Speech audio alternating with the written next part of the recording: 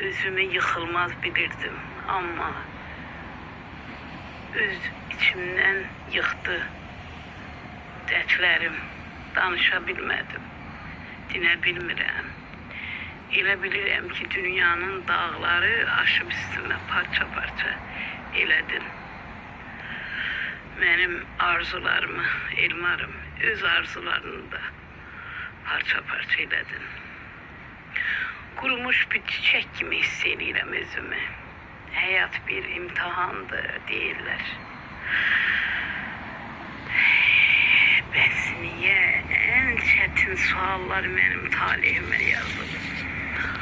Onu bilmirəm. Allahım, sənə şükürlər deyirəm.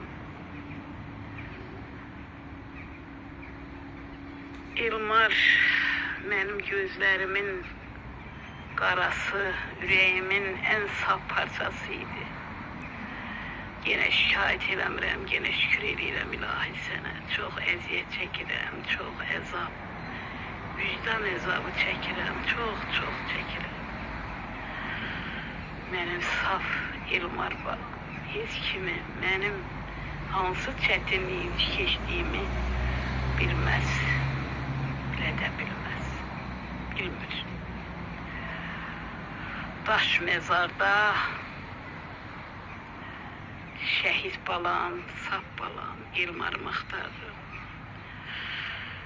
Gene de şükür edirəm, Allah'tan qorxuram, Allah böyükdür.